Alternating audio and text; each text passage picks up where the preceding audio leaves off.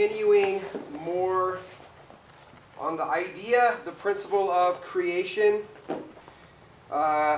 Creating your opportunities, creating your attacks, your sweeps, doing something to them that they have to respond to. If they don't respond to, then that thing that you do will most likely work.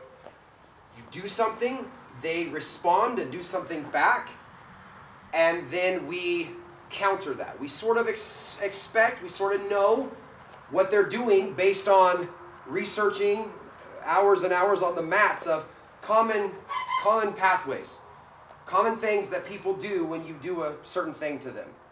And so we've looked at some specific scenarios within the last couple weeks, some specific creation ideas of I do this, they do this, and then I do this. On Tuesday, we played with a new format where the class was just live rolling. Live rolling with the idea of trying to create something. Making them do most of the work for you. Having a plan, knowing like what you want, and doing something to them so that they do something back so that it enables you to get that thing that you want. I know it's kind of tricky to wrap your minds around, especially you guys that are a little bit newer. You're like, I don't get it. But you will. We just need to put some time in and invest into this strategy. We use direct threats. Okay, so we'll do something to them. We move first and we use a direct threat. Maybe it's a collar choke. It's a direct threat. If your partner doesn't react to that, you're going to finish them. We use perceived threats. Okay, we do something that they think is threatening to them, and so they decide that they need to move a certain way to deal with that. We use off-balancing. This is a big one, Kazushi. We off-balance them to prompt a response, and then we capitalize on that. And then we use decoys, misdirection. That's kind of that perceived threat thing. Something that's not really real to get what we want. Let's start with this. We'll grab a partner and we'll do a match like we did Tuesday. I'm not going to set the time. We'll just stop when we feel like stopping, and then we'll sit back down and we'll talk about some things. Here's what I want. Chad was talking about this the other day, I think, in his class. Here's how you know you're going the right pace, because we're researching, we're learning, we're not trying to win. I want you to breathe through your nose. Okay, nasal breathing the whole time. If you all of a sudden find yourself, breathing like that, you're putting way too much energy out for the situation. Partners, if you hear your partner breathing other than the nasal controlled breath, tell them, hey, dial it down, slow down, okay, relax. Okay, so with that, let's start it off. Peter, you and I will go first, and then everyone else partner up. Ready? 1, 2, 3.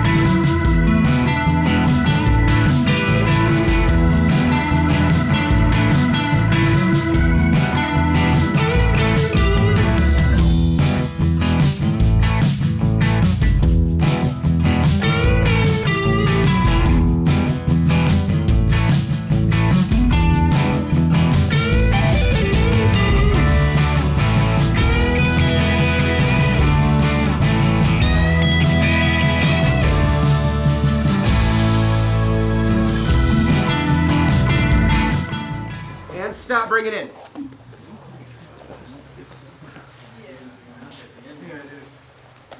Actually, you know what? Just with your partner, just kind of stay where you are and just and watch this. So Peter just did something perfect. It was a nice setup to a triangle where he did something to me. I had to react, and then he followed it up with his number 3 move, and got the triangle. So Peter, take it away and share with us the setup. You're all going to practice this real quick. We're going to spend a couple minutes doing this exact move. So yeah, I had some grips here, and I kind of pulled him in. He stepped up on his leg, which is good for him. He's got this combat base, good open guard stuff. I had the hook here, and if I was effective with this, I would butterfly sweep him over if he didn't do anything. But I had the feeling that he was going to post with his hand. There, or his elbow. My foot came off his hip, and I shot the triangle. Yeah. Okay, so look at this again, and look at his grips. Okay, so, in this case, he's just same side lapel, and he's sleeve. He's got a butterfly hook in here and a foot on the hip. So you're going to be doing this with your partner. Collar, sleeve, butterfly hook, foot on the hip. I rock back. If I don't do anything, go ahead and do it. He's going to hit that if I don't react to this. So it's a real threat. He posted. Notice he has to jump the butterfly hook out. If he leaves it in, if you leave it in, there's no triangle. I have the base, brings it out, and catches the triangle. Practice it, please. 1, 2, 3.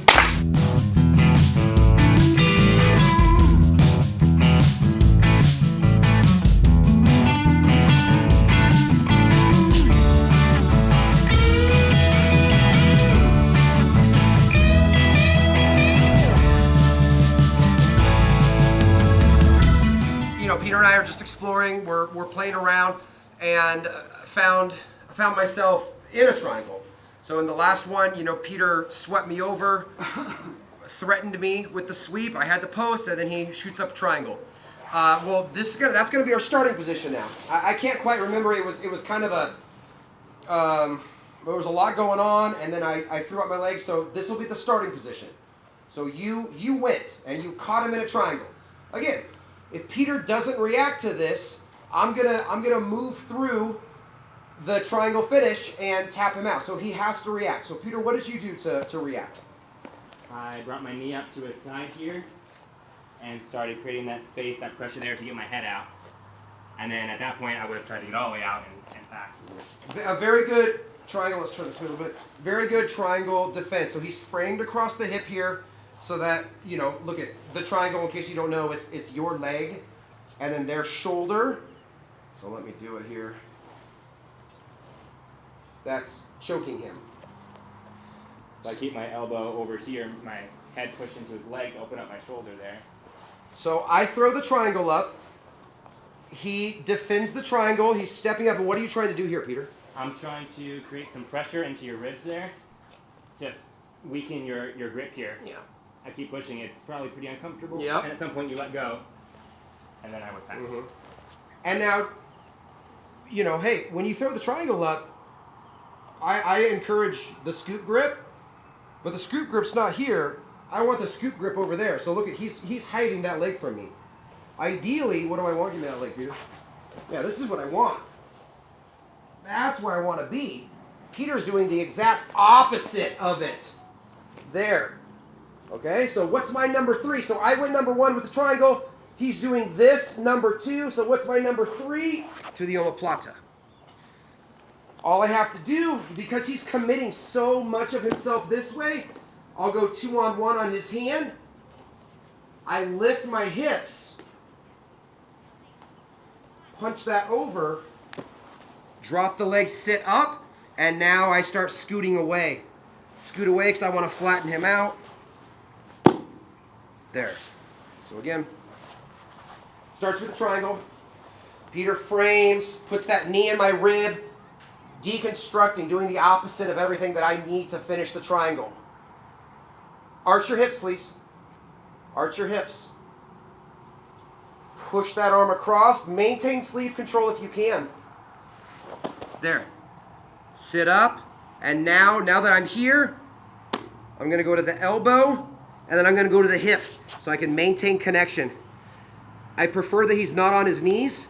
So what do? I just start scooting away. Scooting away there. And then coming up. Okay. Question for you. Yeah. When do you open your legs to throw up the Omaplata? Do you wait until I'm escaping here? Or do you go right before I open it up? Do you So- open or do I open? Well, yeah, there's that idea of timing again. I want to control the timing. Just like a guard pass. If they open your guard, you're a step behind in the pass, and you're probably not going to get it. But if you feel it opening and you decide to open first, you're controlling the timing. Great point there. Would that be the answer that you would say, Peter? Yes. Okay, good. Good, I thought so. All right, so let's practice this. Ready? 1, 2, 3.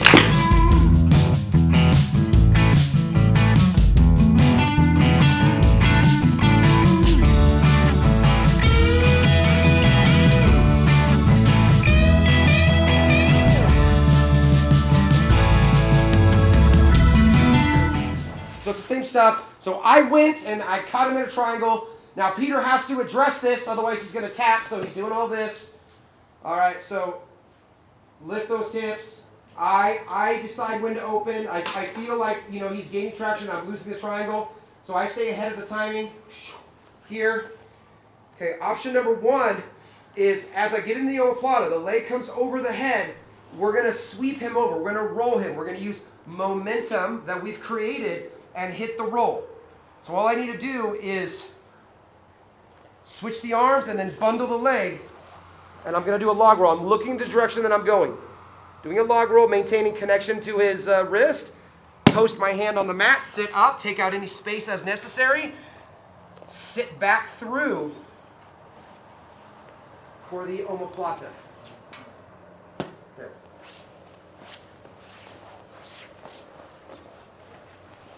Triangle. So punch that through. Here. Watch your arm right there that you don't get omoplated yourself. There. So just move that out as you roll over.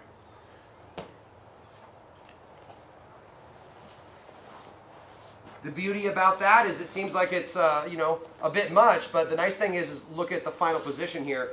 They generally end up belly down, which is where we want them.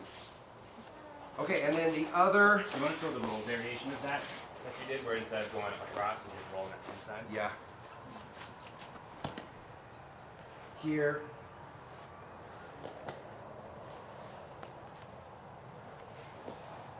Coming through here.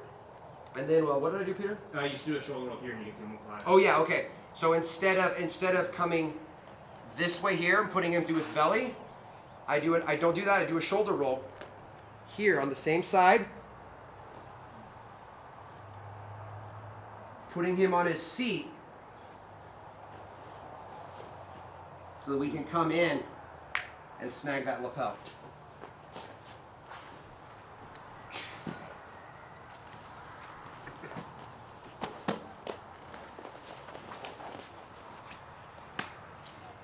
Choke him and omoplata. Choke and omoplata.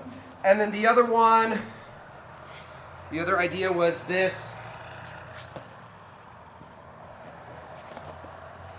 I hit the omoplata, okay, there's no roll, he just stays here. And this is for when you can't break their base down, okay, you're not able to get them flattened out. Okay, see what he's doing over there? Because he's got a good base over there, he's going to be very difficult to get flat. And he's got height on me, so I can't even sit up to get any more leverage. The trade-off though for Peter is that leg is open.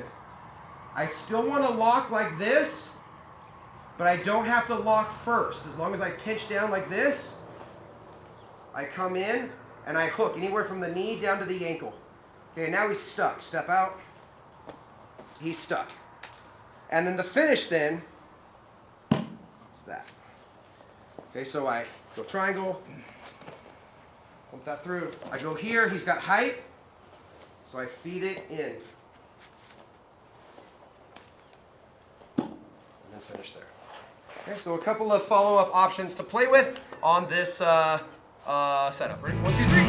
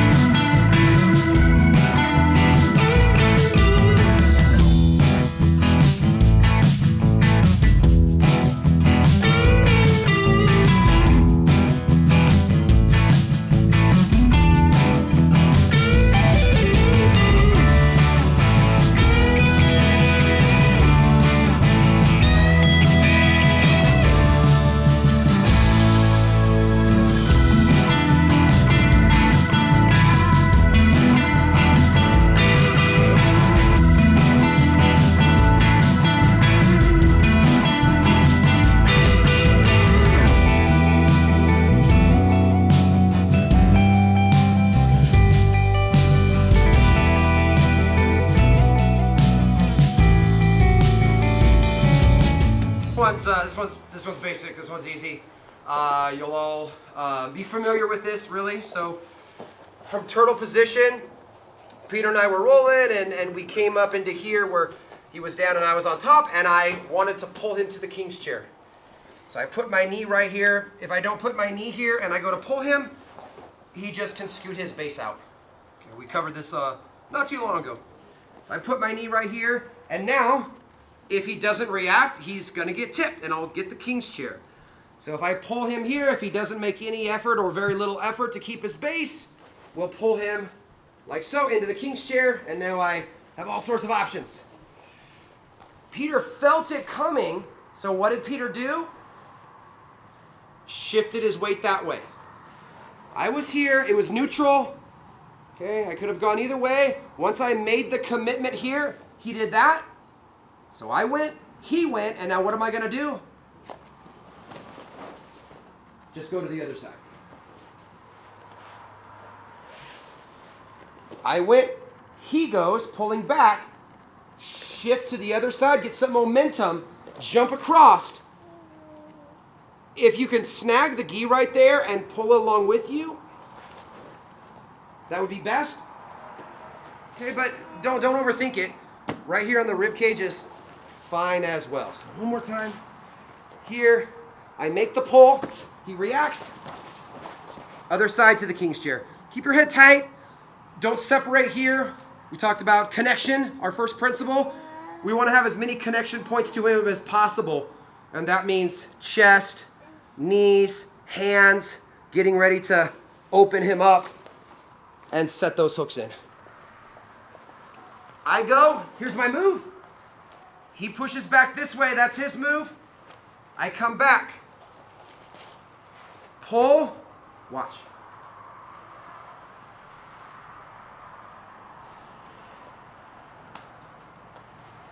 So right into the bow and arrow. Pull, come across, here. Pulling him, this hand's ready to go. Sneaking it in. Foot goes all the way across the lap, guys. Grab that knee. Shift out. Catch him over that shoulder and then lock those ankles. Elbow down. His defense is going to be to grab that elbow and fish it and unwind it from his neck. So we want our elbow down. One more time.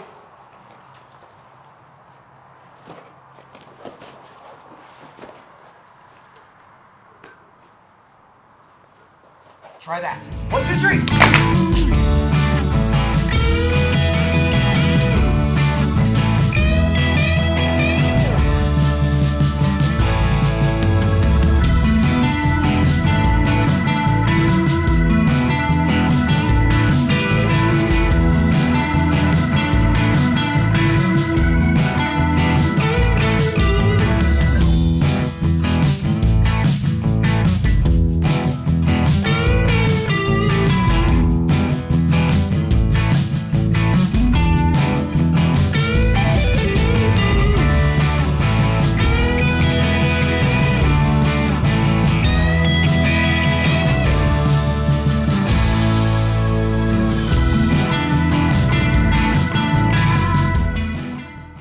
Doing more specific, scenario drills than what I was thinking we would do, but I'm good with it. I think that was great.